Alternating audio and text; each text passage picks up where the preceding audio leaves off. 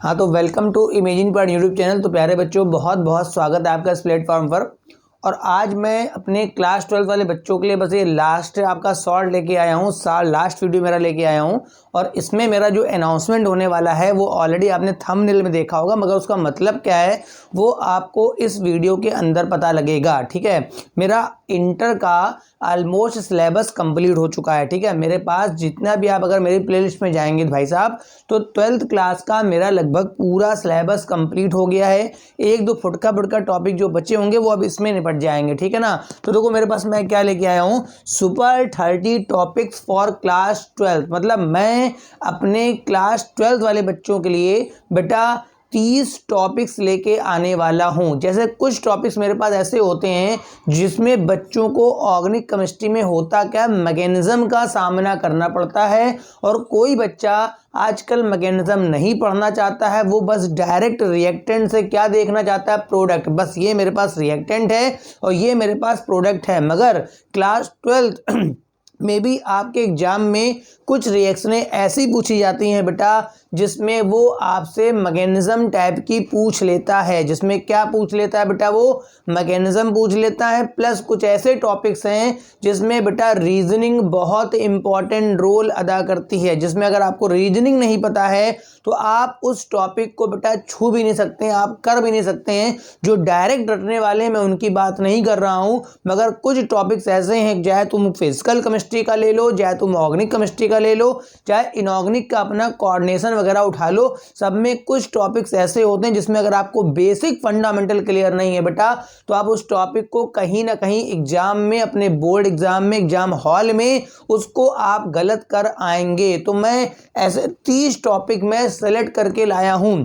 जैसे अगर कोई टॉपिक बेटा ऑर्गेनिक केमिस्ट्री का होगा तो उसमें मैं मैकेनिज्म का भी थोड़ा टच दे दूंगा, मैकेनिज्म भी इंक्लूड कर दूंगा अगर वो मैकेनिज्म आपके बोर्ड एग्जाम में पूछी गई है। तो अगर वो मैकेनिज्म बोर्ड एग्जाम में पूछी गई है तो मैं उसे जरूर इन्वॉल्व करूंगा। जैसे मैंने पढ़ाया डिहाइड्रेशन ऑफ एल्कोहल, जैसे मैंने पढ़ाया डिहाइड्रेशन ऑफ एल्कोहल। ठीक है, तो भाई अगर डिहाइड्रेशन ऑफ एल्कोहल है तो आप अपने PYQs देखिए जा करके, उसमें डिहाइड्रेशन ऑफ एल्कोहल की मैकेनिज्म भी इन्वॉल्व करी गई है कि भैया कब E1 से होगी या कब आपकी E2 से होगी। जैसे अगर मान लो मैंने कहा एल्काइल हैलाइड की बात करी जाए, किसकी बात करी जाए, एल्काइल हैलाइड की बात करी जाए, तो वहां पर उसने कई बार SN1 और SN2 को पूछा है। तो अगर आप उनकी मैकेनिज्म करते हैं तो कॉन्सेप्ट में आपके बहुत क्लियरिटी आती है कि कब ये प्रोसेस SN1 से जाएगा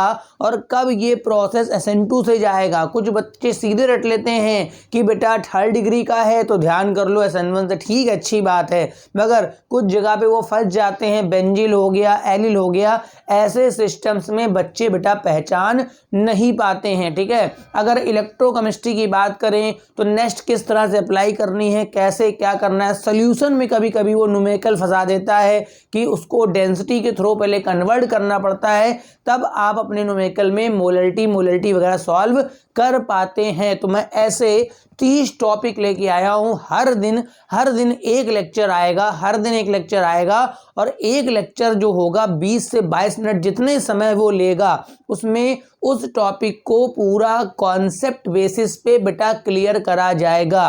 क्योंकि इन लेक्चरों में आपके 12th क्लास का होगा मगर पूरा कॉन्सेप्ट बताया जाएगा, तो इसे नीट और जेई मेंस वाले बच्चे भी देख सकते हैं। जेई मेंस और नीट का ये लेक्चर नहीं है, मगर इसे देखेंगे तो उनका भी कहीं हद तक कॉन्सेप्ट बेटा क्लियर हो सकता है। बात इतनी क्लियर है, मतलब मैं कह रहा हूं कि आपके 30 टॉपिक हैं, इसमें से मोस्टली टॉपिक, क्योंकि इंटर का जो मोस्टली सिलेबस है 70% सिलेबस इंटर का जो है ना क्लास 12th का है वो ऑर्गेनिक केमिस्ट्री का है, तो लगभग 20 टॉपिक तो आपके हो जाएंगे। लगभग किसके हो जाएंगे, आपके ऑर्गेनिक केमिस्ट्री के हैं। जैसे मान लो ओजोनोलिसिस कहीं आ गया, कहीं पर आपको कॉन्सेप्ट नहीं क्लियर है, सर हाइड्रोबोरेशन ऑक्सीडेशन में मैं बड़ा परेशान रहता हूं कि कैसे वाटर ऐड हो गया, सर कैसे एंटी मार्कनिकॉफ रूल अप्लाई हो गया, या कहीं पर आपका इनऑर्गेनिक कोऑर्डिनेशन केमिस्ट्री का हो गया, सर मेरे को CFSE कैलकुलेट नहीं करनी आ रही है, कभी हाई स्ट्रॉन्ग फील्ड बन जाता है, कभी वीक फील्ड बन जाता है। तो इन सभी का पूरा जो समाधान है एक पर्टिकुलर लेक्चर में एक टॉपिक कोई क्लियर होगा। ऑर्गेनिक की तो कोई एक हेडिंग क्लियर होगी, जैसे मैंने हेडिंग डलवाई हाइड्रोबोरेशन ऑक्सीडेशन, तो बेटा इस प्रोसेस में मैं हाइड्रो या पूरा जनरलाइज होगा हाइड्रेशन ऑफ एल्कीन, मतलब एल्कीन को मतलब एल्कीन से एल्कोहल अगर आपको बनाना है तो कितने मेथड्स हैं आपके जिससे आपको एल्कीन से एल्कोहल बनाने में हेल्प मिलेगी। और जहां पर संभव हो सकेगा मैं इसी में उसी टॉपिक को लेकर के कुछ कन्वर्जन की प्रैक्टिस भी करा दूंगा। जहां तक मुझसे हो सकेगा मैं इन्हीं टॉपिक के अंदर में कुछ बेटा कन्वर्जन की भी प्रैक्टिस करा दूंगा। बात समझ रहा हूं, ठीक है। तो यहाँ पर मेरे पास सुपर 30 टॉपिक्स हैं। ये आज अनाउंसमेंट हुआ है, कल से लेक्चर आ जाएगा, मतलब इसका लेक्चर सैटरडे भी आएगा। अब दिन ही कितने बचे हैं बेटा, दिन ही कितने बचे हैं, ठीक है। सैटरडे भी आएगा, संडे भी आएगा, लगातार इसका एक लेक्चर बेटा आता रहेगा। अब देखो संडे देखते हैं, कुछ बच्चे संडे को अवॉइड करते हैं, अरे संडे को मैं रिवीजन करता हूं सर, आपका लेक्चर देख नहीं पाता। तो कुछ बच्चे तो लगातार देखते हैं, तो उन्हें 6 दिन भी लगा दूंगा, तो एग्जाम तक आपके कहीं ना कहीं ये 30 टॉपिक्स मैं क्लियर करा दूंगा। मतलब कुल मिला के हाँ, एक चीज और, अगर आपको लगता है कि सर मेरा ये टॉपिक कमजोर है तो आप मेरे को अपने कमेंट बॉक्स में जा करके अपना कमेंट लिख दीजिए कि सर मेरे को इस टॉपिक का लेक्चर चाहिए, तो मैं समय निकाल करके उस टॉपिक का लेक्चर आप तक पहुंचाने की पूरी कोशिश करूंगा। तो आपने कह दिया सर मेरे को ये डाइजोनियम सॉल्ट में यहाँ प्रॉब्लम आ रही है, तो आपने लिख के भेज दिया, मैंने उसका फटाक से लेक्चर बना दिया और आपने उसको फटाफट कॉन्सेप्ट बेसिस पे क्लियर कर लिया। मगर इन लेक्चरों में ध्यान रखिएगा, कॉन्सेप्ट को मैं प्रेफरेंस दूंगा। फॉर एग्जांपल नीट और जेईई मेंस के लिए मैं इन लेक्चरों में अपने कॉन्सेप्ट को प्रेफरेंस दूंगा कि अगर भाई ये SN1 हो रही है तो क्यों हो रही है। जैसे आपने रट के बैठ लिया कि भाई आपका 3rd डिग्री है तो SN1 लग जाएगा, आपका 0 डिग्री या 1 डिग्री है तो सर SN2 लग जाएगा। मगर मैं ऐसा यहाँ पर नहीं करने वाला, मैं यहाँ पर पूरा जो कंसंट्रेट करूँगा वो आपके करूँगा किस पर, आपके किस पॉइंट पर, कि मैं इसमें कॉन्सेप्ट बेसिस पर ही चलूँगा। तो उम्मीद है आपको ये सीरीज जो चालू हो रही सुपर 30 टॉपिक्स फॉर क्लास 12, चूँकि कॉन्सेप्ट बहुत ज़्यादा होगा तो नीट वाले और जेईई मेंस वाले बच्चे भी बेटा इसे देख सकते हैं, ठीक है ना। तो उम्मीद है आपको ये लेक्चर अच्छे लगेंगे।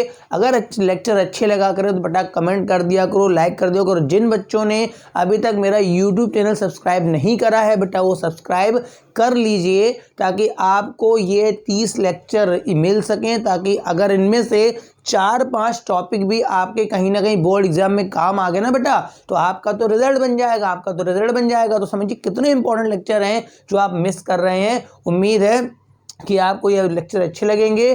Thank you for watching lecture.